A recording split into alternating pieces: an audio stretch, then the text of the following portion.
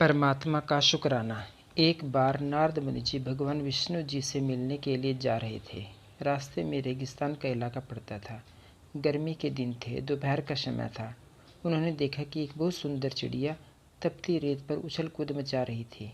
नारद जी उसे देख कर रुक गए और बोले, तुम यहाँ इतनी धूप में क्या कर रही हो? पास में ही एक घना जंगल है, तुम वहाँ पर जाकर क्यों नहीं रहती? वहाँ तुम्हें हरे भरे वृक्षों की ठंडी छाया मिल जाएगी और तुम्हारे खाने के लिए फल भी पर्याप्त होंगे। तब वह चिड़िया बोली, मैं यहीं पर पैदा हुई हूँ और यहीं पर पली बड़ी हूँ। वहाँ जंगल में दूसरे जंगली जानवर होंगे, पता नहीं वो कैसे होंगे। मेरा वहाँ उनके साथ मन लगेगा या नहीं, मुझे उनके बारे में कुछ नहीं पता, इसलिए मैं यहीं पर ठीक हूँ। नारद जी बोले, ठीक है, जैसी तुम्हारी इच्छा। मैं भगवान विष्णु जी से मिलने के लिए जा रहा हूँ। तुम्हारा कोई संदेश हो तो मुझे बता दो, मैं उन तक पहुँचा दूँगा। चिड़िया बोली, मुझे और तो कोई दिक्कत नहीं है। सवेरे और शाम का समय तो ठीक ठाक कट जाता है, बस दोपहर के समय गर्मी और तपती रेत की वजह से थोड़ा मुश्किल हो जाता है। आप भगवान विष्णु जी तक मेरा संदेश पहुँचा देना कि अगर वो यहाँ पर एक पेड़ का इंतज़ाम कर दें तो मैं दोपहर के समय उस पेड़ पर बैठकर अपना वक्त काट लूँगी। नारद जी बोले, ठीक है, और वहाँ से आगे चल दिए। भगवान विष्णु के पास पहुंचकर उन्होंने उस चिड़िया का संदेश उन्हें सुनाया। तब विष्णु जी बोले, उस चिड़िया की किस्मत में यही लिखा है, मैं उसके लिए कुछ नहीं कर सकता।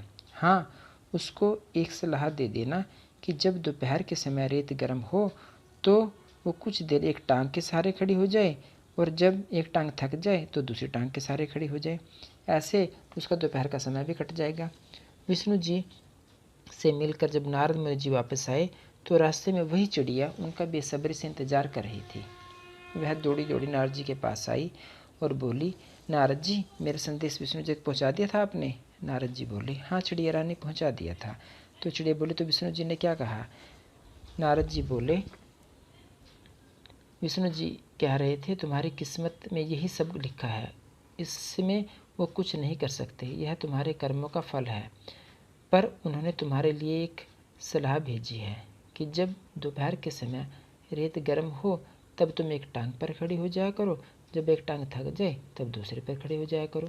ऐसा करने से तुम्हारा दोपहर का समय कट जाएगा और तुम्हें थकावट महसूस नहीं होगी।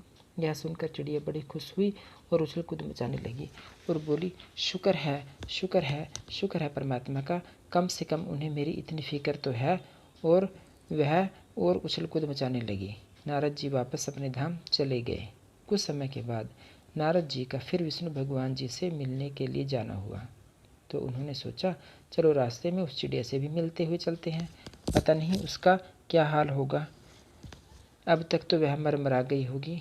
लेकिन जब नारद जी वहाँ पहुँचे तो उन्होंने देखा वहाँ पर हरे भरे फलों के पेड़ लगे हुए थे और पास में एक पानी का झरना बह रहा था और वह चिड़िया एक पेड़ से दूसरे पेड़ पर और दूसरे तीसरे पेड़ पर उछल कूद मचा रही थी। यह देखकर नारद जी बड़े हैरान हुए और बोले, चिड़िया रानी, यह कैसे संभव हुआ? तो चिड़िया बोली, पता नहीं, आपके जाने के कुछ समय के बाद यहाँ पर यह सब कुछ हो गया।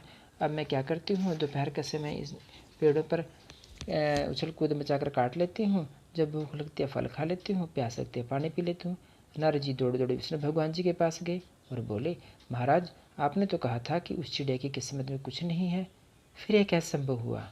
आपने मुझसे झूठ क्यों बोला? विष्णु भगवान बोले, नारद जी, मैंने आपसे कोई झूठ नहीं बोला था, यह तो उस चिड़िया के शुक्राने का फल है। उस चिड़िया ने दिन भर परमात्मा का इतना शुक्रिया अदा किया, इतना शुक्रिया अदा किया कि हम उसे वह सब कुछ देने के लिए विवश हो गए जो उसकी किस्मत में नहीं था। तो दोस्तों, हमें भी हर हाल में उस परमात्मा का शुक्रिया अदा करते रहना चाहिए। कई बार हमें पता नहीं होता कि जिस चीज़ के बारे में हमने कभी सोचा भी ना था, हमें वह भी मिल जाती है। तो दोस्तों, आपको यह कहानी कैसी लगी, कृपया कमेंट बॉक्स में ज़रूर लिखें। मुझे पता है जो आस्तिक हैं वह इस कहानी को ज़रूर लाइक और चैनल को सब्सक्राइब करेंगे, और जो नास्तिक हैं उनसे भी कुछ उम्मीद तो हम कर ही सकते हैं। धन्यवाद।